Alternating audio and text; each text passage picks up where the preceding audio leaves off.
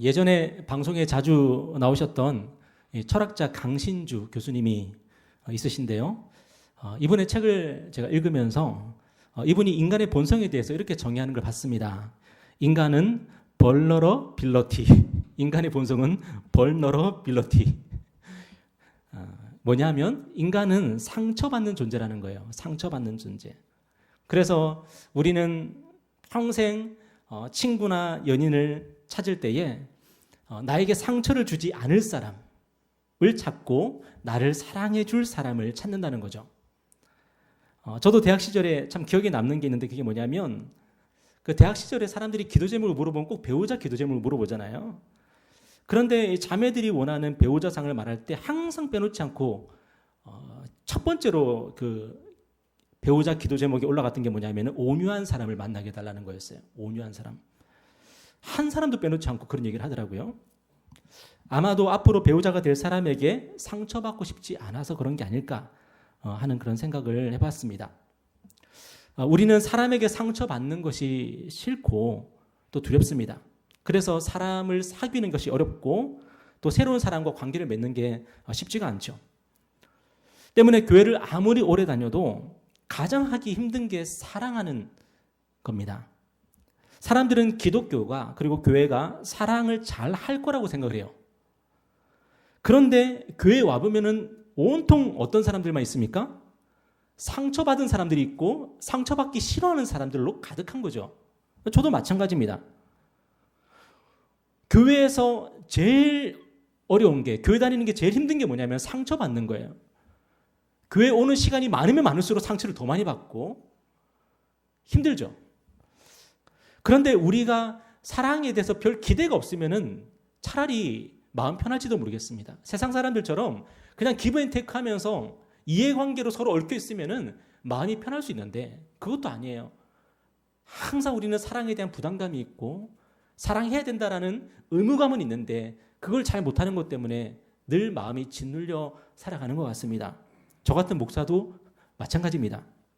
그런데 오늘 본문에서 우리 주님은 그런 우리에게 그래 괜찮아 사랑하지 않아도 돼 라고 말씀하시는 것이 아니라 우리에게 뭐라고 말씀하고 계십니까? 오늘 7절에 보니까 다 같이 읽어볼까요? 시작. 사랑하는 자들아 우리가 서로 사랑하자. 사랑은 하나님께 속한 것이니 사랑하는 자마다 하나님으로부터 나서 하나님을 알고. 우리 주님은 우리에게 뭐라고 말씀하세요? 우리가 서로 사랑해야 된다고 말씀하세요. 너무 진부한 얘기인지는 모르겠지만 신앙생활은 결국 하나님 사랑하고 이웃 사랑하는 거예요. 신앙생활이 뭡니까? 그러면 하나님 사랑하고 이웃 사랑하는 거예요. 그게 전부예요. 그런데 우리가 사랑하는 거 잘 못하고 사랑하기 싫으니까 자꾸만 사랑 대신 뭘 자꾸만 갖다 붙입니까? 믿음을 갖다 붙여요. 자꾸 믿음으로 살아야 돼. 믿음으로 살아야 돼. 그런데 믿음으로 사는 게 뭐예요 도대체? 결국 사랑하는 거거든요. 믿음으로 사는 건 사랑하는 거예요. 예수님께서 우리를 사랑하신 것처럼 우리도 서로 사랑하는 것. 이게 우리 신앙생활의 전부입니다. 그런데 문제는 이게 어렵다는 거죠. 저도 어릴 때부터 어머님께서 늘 눈물 흘리면서 기도하셨던 기도 제목이 사랑하게 해달라는 거. 평생 듣고 살았어요, 저도. 어머니가 항상 눈물 흘리면서 사랑하게 해달라고 기도하시더라고요. 왜냐하면 저희 어머니가 사찰 집사였거든요. 우리가 서로 사랑하자고 하면 정말 그렇게 해야지 하고 결단하는 사람이 과연 우리 중에 몇 사람이 있을까요? 오늘도 이 말씀을 듣고 정말 내가 사랑하며 살아야지. 우리는 결단할까요? 안 할까요? 나중에 보면 알겠죠. 우리는 서로 사랑하는 것을 마치 미션 임파서블이라고 생각을 합니다. 아, 난 사랑 못해 어차피. 그러니까 오늘 설교는 나에게 의미 없는 설교야. 여러분 그런데 우리가 사랑하는 게 그토록 어려운 이유가 뭘까요? 왜 안 될까요? 역설적이게도 우리가 사랑할 수 없는 이유는 우리가 사랑하려고 하기 때문에 그렇다는 거예요. 여러분, 우리는 사랑할 수 없다는 겁니다. 우리가 늘 하나님 앞에 고백하는 게 뭡니까? 저는 죄인입니다. 아닙니까? 그게 진짜로 죄인인 줄 알아서인지 뭐 그냥 하는 얘기인지 모르겠지만 우리는 맨날 우리가 죄인이라 그럽니다. 여러분 우리가 왜 죄인입니까? 사랑할 수 없기 때문에 죄인입니다. 사랑하지 않기 때문에 죄인입니다. 여러분 사랑은 우리하고 사실은 상관없는 겁니다. 우리는 사랑할 수 없기 때문에 죄인이고 사랑하지 않기 때문에 죄인입니다. 그런데 주님이 우리에게 뭐라고 말씀하시냐면은 7절에 맨 처음에 나오는 얘기가 뭐예요? 사랑하는 자들아. 사랑하는 자들아. 영어 성경에 보니까 뭐라고 되어 있냐면 beloved. beloved. 사랑받는 자라는 거예요, 우리가.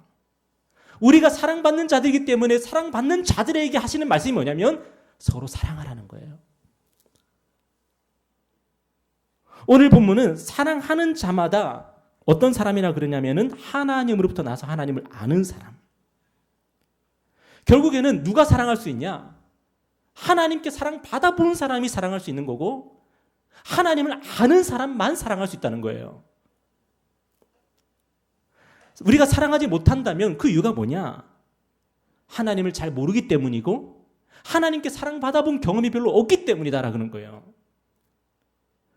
우리는 이신칭의 교리를 습관처럼 얘기합니다. 우리는 믿음으로 구원받습니다. 그런데 아무리 이신칭의 교리를 달달 외우는 사람이라 할지라도 사랑하지 않는 사람은 아직 하나님을 잘 몰라서 그렇다는 거예요. 하나님을 잘 몰라서. 여러분, 교회에서 참 많은 상처를 받으시지요. 어떤 사람에게 상처를 많이 받으십니까? 이기적인 사람들에게 상처 받으시죠. 교회처럼 이기적인 사람이 많은 곳이 없어요. 왜 그렇습니까? 교회는 이기적으로 살아도 별로 뭘 안 하거든요. 그런데 왜 그러냐면 아직 하나님을 잘 몰라서 그런 거예요. 그리고 왜 우리가 그 사람한테 왜 상처를 받냐면 우리도 하나님을 잘 몰라서 상처를 받는 거예요. 사실 상처를 주는 사람이나 받는 사람이 똑같습니다. 하나님을 잘 모른다는 것에서. 하나님을 안다면 사랑할 수 있고요. 하나님을 안다면 사랑받을 수가 있습니다. 왜냐하면 하나님은 사랑이시니까요. 여러분, 우리가 어떻게 구원을 받았습니까? 하나님을 믿고 예수 그리스도를 믿어서 구원을 받았습니다. 그런데 그 믿음은 하나님과 예수 그리스도에 대한 어떤 사실과 이야기에 대한 믿음이에요. 그게 뭐냐면 하나님이 그분의 아들을 우리를 위해 화목제물로 보내주셨다는 거죠.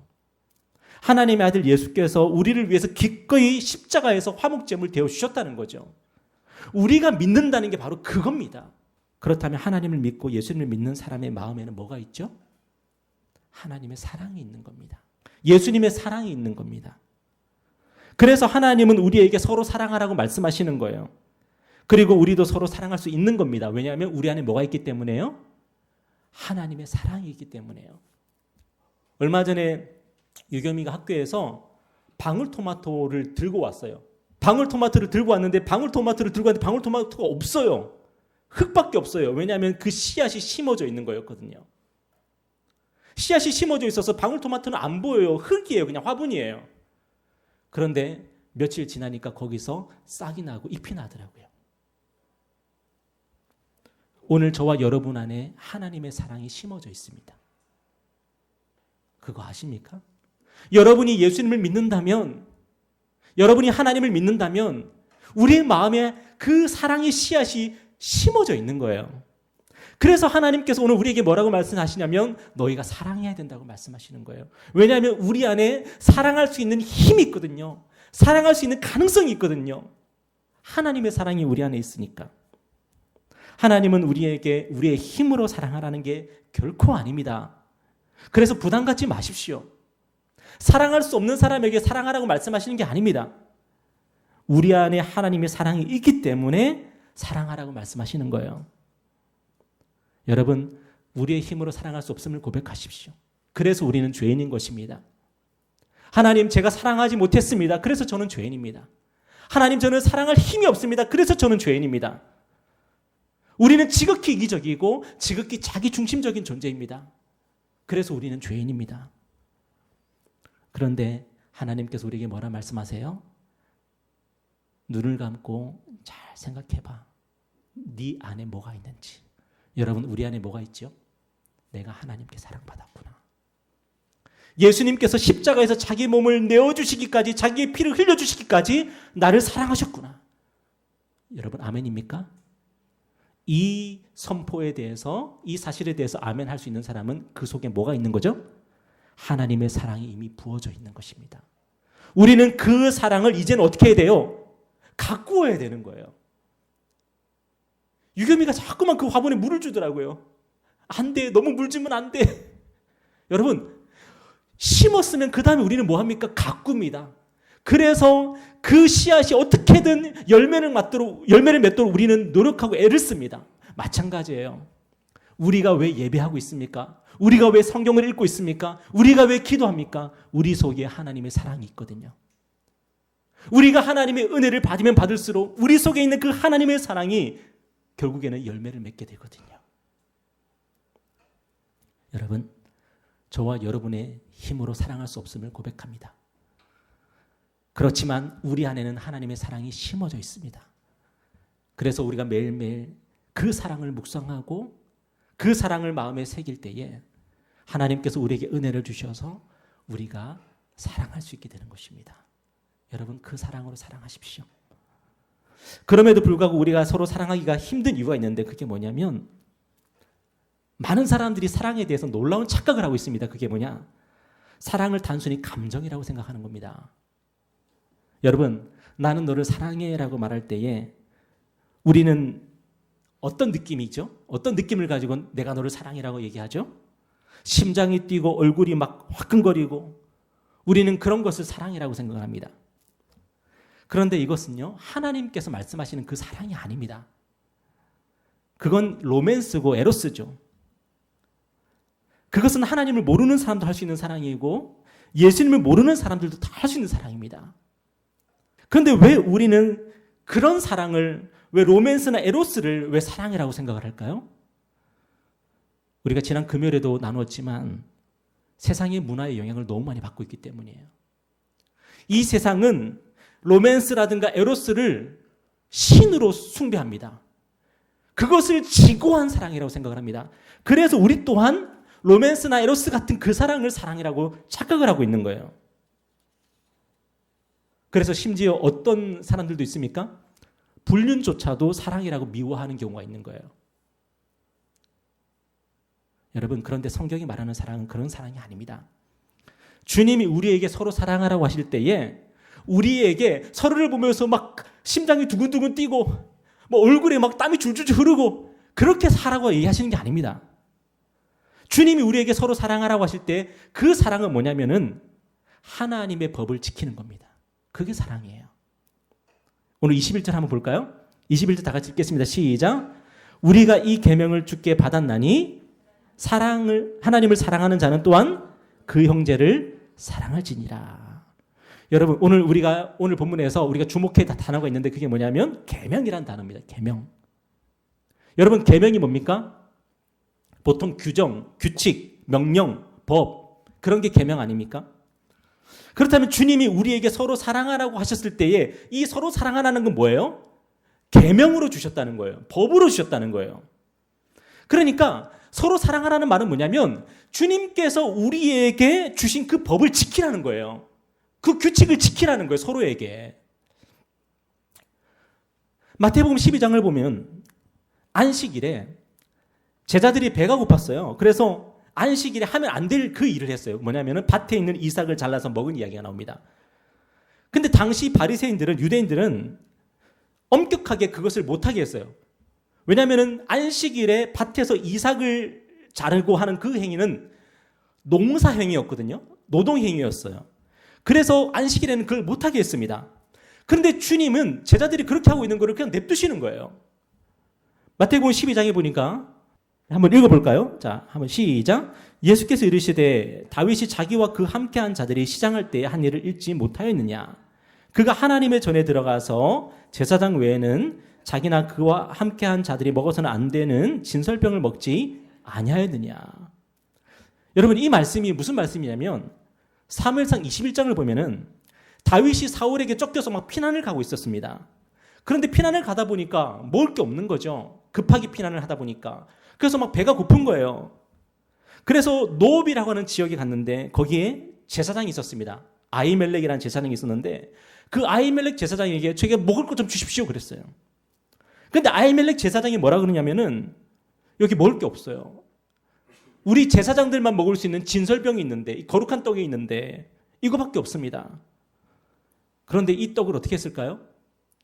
원래는 이 떡이 거룩한 떡이고 하나님께 바친 떡이기 때문에 오직 제사장만 먹을 수 있는 떡인데 그 떡을 다윗과 그 일행들에게 나눠주는 거예요. 여러분, 하나님께 바쳐진 떡이고 그 떡은 율법에 의하면 제사장만 먹을 수 있습니다. 다른 사람이 먹으면 안 됩니다. 근데 왜 그 떡을 아히멜렉 제사장은 다윗과 그 일행들에게 나눠줬을까요? 그게 사랑이기 때문이에요.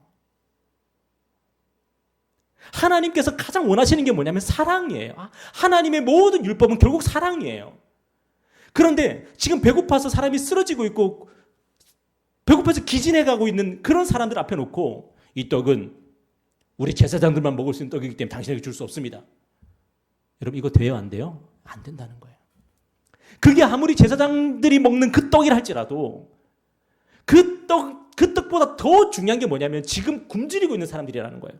그 사람들이 이 떡을 나눠주는 게 더 중요하다는 거죠. 여러분, 주님이 우리에게 명령하신 사랑이라는 게 바로 이런 겁니다. 서로를 보면서 좋아 죽겠고 이뻐 죽겠고 그렇게 하라는 얘기가 아니에요. 주님이 우리에게 가르쳐 주신 그 계명, 그 사랑의 법, 그 사랑의 규칙들을 서로에게 적용하고 지켜나가라는 거예요. 그게 사랑이에요. 그래서 우리는 우리 이웃을 사랑할 수 있는 거고 심지어 누구도 사랑할 수 있는 거죠? 원수도 사랑할 수 있는 겁니다. 레위기에 보면 이런 법이 나오죠. 원수가 키우던 그 가축이 웅덩이에 빠진 것을 보거든 어떻게 하래요?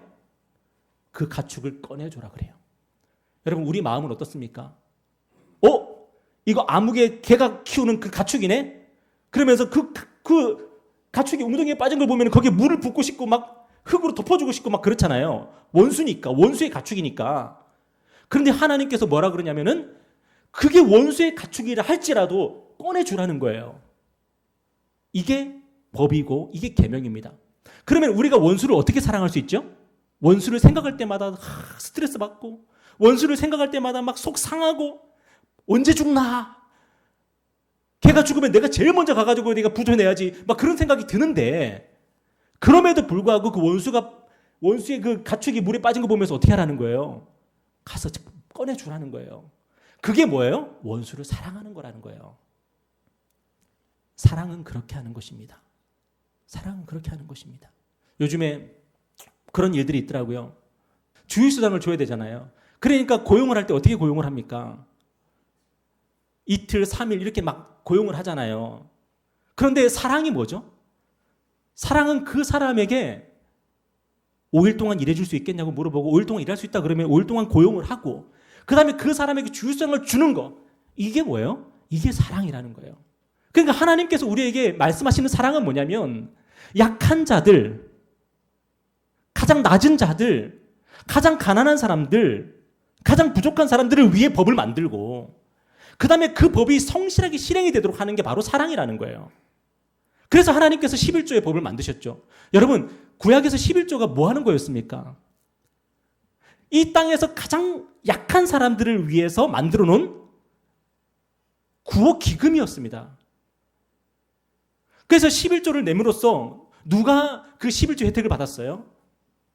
레위인 제사장들, 그리고 나그네들, 외국인들, 고아와 과부들 이런 사람들에게 그 11조가 나누어졌단 말이에요.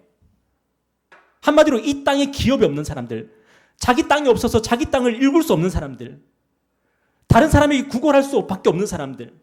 근데 그 사람이 구걸하지 않고 어떻게 살게 하셨어요? 당당하게 11조의 혜택을 받게 하신 거예요. 지금으로부터 무려 3,500년 전에 이스라엘에 그 법이 있었던 거예요. 그런데 이 법을 만들고 이 법을 성실하게 실행하는 게 뭐다? 그게 사랑이라는 거예요. 그러니까 사랑은 감정으로 하는 게 아니라 뭐예요? 사랑은 법이에요. 사랑은 계명이고 그 계명을 지켜나가는 거예요. 그게 사랑이에요. 우리는 어떻습니까? 어떻게든 법을 뜯어고쳐서 법을 왜곡해서 나의 이기심을 충족시키고 나의 이익을 더 많이 얻으려고 하고 우리는 어떻게든 그렇게 하지 않습니까? 그런데 하나님의 사랑을 아는 사람들은 어떻게 합니까? 나에게 불리한 법임에도 불구하고 이것이 약한 사람들에게 도움이 된다면 법을 고치는 겁니다. 그들을 위해서. 그리고 그 법을 어떻게든 정의롭게 실행되게 만드는 거, 이게 바로 사랑이라는 거예요. 이 일들이 어디서부터 실행이 돼야 되죠? 사람들은 기대합니다. 이게 정치인들이 해야 되는 거라고. 정치권부터 이 일들이 이루어져야 되는 거라고. 물론 그것도 중요하지만 가장 먼저 우리 안에서 이루어져야 되는 거예요. 우리 안에서. 어떻게 이 일들이 이루어질 수 있습니까? 나보다 약한 사람들에게 내가 손해를 보는 겁니다. 나보다 약한 사람들을 위해서 내가 손해보고 나보다 약한 사람들을 위해서 내가 양보하는 거. 그러한 법이 있다면 그러한 법을 철저하게 지켜나가는 거. 그게 바로 사랑입니다. 하나님께서 이런 법을 주셨어요. 네가 돈을 구워줄 때에 겉옷을 담보로 잡았으면은 해가 지기 전에 그 겉옷을 도로 돌려주라. 왜냐하면 그 사람이 밤에 얼마나 춥겠니? 여러분 생각해 보세요. 내가 돈을 구워줬는데 내가 그 돈을 구워주는 대가로 내가 겉옷을 담보로 잡았는데 해가 지어요. 그러니까 이걸 돌려줘야 된다면은 나에게 얼마나 큰 손해가 돼요. 그런데 이게 하나님의 법이기 때문에 하는 거예요. 하나님은 그 겉옷을 가지고 있는 사람이 아니라 겉옷이 없어서 밤에 덜덜 떨고 있을 하나님의 백성을 위해서 그걸 돌려주라는 법을 만드셨는데 어떻게 해요? 내가 하나님의 법을 신실하게 성실하게 지키는 거죠. 그게 사랑이라는 거예요. 우리가 이렇게 사랑할 수 있는 이유가 뭐냐? 오늘 19절 다 같이 읽겠습니다. 시작. 우리가 사랑함은 그가 먼저 우리를 사랑하셨습니다. 하나님께서 그렇게 하라고 하는데 우리가 안 돼요. 못 해요. 말 못하는 이유가 있습니다. 그게 뭐냐면 그분이 우리를 사랑하셨으니까. 어떻게 사랑하셨습니까? 하나뿐인 아들을 내어주실 정도 사랑하셨고 자기 몸을 십자가에 못 박아 죽으실 정도로 사랑하셨기 때문에 그 사랑을 받은 사람, 그 사랑의 씨앗이 마음에 심어진 사람은 하나님의 법이 이겁니다. 하나님의 사랑의 법이 바로 이것입니다라고 말할 때에 그것을 외면할 수 없다는 거예요. 하나님께서 우리에게 1만 달란트를 탕감해 주셨는데 어떻게 100데나리온 나에게 빚진 사람의 멱살을 붙잡고 감옥에 그 사람을 쳐놓을 수가 있습니까? 하나님께서 나에게 베풀으신 은혜가 얼마나 큰데. 그리고 또 한 가지 우리가 서로 사랑해야 하고 사랑할 수 있는 이유가 뭐냐면 우리가 하나님을 사랑하기 때문이라는 거죠. 한번 20절 한번 읽어볼까요? 시작. 누구든지 하나님을 사랑하노라 하고 그 형제를 미워하면 이는 거짓말하는 자니 보는 바 그 형제를 사랑하지 아니하는 자는 보지 못하는 바 하나님을 사랑할 수 없느니라. 우리는 종종 이렇게 고백합니다. 하나님 사랑합니다. 하나님 사랑합니다. 하나님 사랑합니다. 우리는 하나님 사랑한다고 노래를 부르고 춤을 추고 신앙의 고백을 합니다. 그런데 오늘 분명히 하나님께서 우리에게 말씀하신 게 뭐예요? 우리의 눈에 보이는 그 형제를 사랑할 수 없는 사람은 하나님을 사랑할 수 없다고 말씀하세요. 여러분 너무 당연한 거 아닙니까? 우리는 우리의 눈에 보이는 존재를 의식하지 눈에 보이지 않는 존재를 의식하며 살 수가 없습니다. 그죠? 여기 CCTV가 있으면 우리는 행동거지를 바르게 합니다. 근데 CCTV도 없고 아무도 보지 않는 곳에서 우리는 어떻게 살아가죠? 개차반으로 살아가죠. 그죠? 마찬가지라는 거예요. 네가 아무리 하나님을 사랑한다 그러고 네가 아무리 하나님을 믿는다 그래도 네 눈에 보이는 형제를 사랑하지 않는다면 너는 하나님 사랑하는 거 아니다 라고 말씀하세요. 오늘 저와 여러분은 우리 곁에 있는 형제 자매들을 우리의 이웃들을 어떻게 대하고 있습니까? 그들이 우리 눈에 보이고 그들이 우리를 보고 있음에도 불구하고 그들에게 우리의 이기심을 발동시키고 그들에게 우리의 자기 중심성을 발동시켜서 어떻게든 그들보다 내가 더 많은 이익을 취하려고 하고 약자들의 군림하려고 하고 약자들의 것을 빼앗아서 내가 더 부유하게 되려고 하는 그 모든 시도를 하고 있다면 우리는 눈에 보이지 않는 하나님을 어떻게 사랑할 수 있습니까? 그들이 보고 있는데도 그렇게 하는데 우리의 모든 고백들은 아무 의미가 없다는 것입니다. 그래서 오늘 저와 여러분의 마음을 채우고 있는 게 뭐죠? 우리 마지막으로 18절 말씀 읽고 마치겠습니다. 다 같이 읽겠습니다. 시작. 사랑 안에 두려움이 없고 온전한 사랑이 두려움을 내쫓나니 두려움에는 형벌이 있음이라. 두려워하는 자는 사랑 안에서 온전히 이루지 못하였느니라. 많은 사람들이 교회에 나와서 하나님 우리에게 평안을 주세요. 우리에게 기쁨을 주세요. 우리에게 행복을 주세요. 막 그렇게 기도합니다. 근데 이루어지지 않습니다. 응답되지 않습니다. 왜냐하면 사랑하지 않으니까. 사랑하지 않으면 하나님도 우리에게 기쁨을 주실 수 없다고 말씀하십니다. 오늘 우리의 사회는 어떤 사회입니까? 우리 사회는 두려움으로 가득한 것 같습니다. 사람들이 늘 걱정하고 염려하고 근심하면서 살아가는 것 같습니다. 우리 사회는 팬데믹이 끝난 것 같지가 않습니다. 지금도 여전히 팬데믹인 것 같습니다. 왜 그렇습니까? 우리 사회에 사랑이 없으니까요. 이제 5월은 가정의 달 아닙니까? 이제 가정의 달이 찾아옵니다. 가정의 달이 찾아오면 두렵습니다. 왜 두렵습니까? 사랑할 준비가 되지 않으면 두렵습니다. 근데 오늘 저와 여러분 이제 5월을 맞이하길 준비하면서 사랑을 결단했으면 좋겠습니다. 내가 5월에 내가 사랑해야 될 사람을 더 사랑해야지. 그런 마음을 우리가 마음에 품었으면 좋겠습니다. 여러분, 우리가 그것을 할 수 있는 이유가 뭐라고요? 우리 안에 사랑이 있기 때문입니다. 하나님의 사랑이 우리에게 부어졌기 때문에 우리는 사랑하고자 기도하고 사랑하고자 결단한다면 우리는 능히 사랑할 수가 있습니다. 매일매일 그 사랑을 묵상하십시오. 우리는 사랑할 수 없지만 나를 사랑하신 그 사랑을 묵상하시고 그 사랑 안에서 내 안에 그 사랑을 키워나가고 자라나가게 여러분 돌봐주십시오. 그래서 사랑의 열매들이 하나씩 하나씩 맺어져서 우리의 삶의 두려움이 물러가고 하나님 앞에서 다 담대하게 믿음으로 살아갈 수 있는 저와 여러분 됐으면 좋겠습니다. 기도하겠습니다.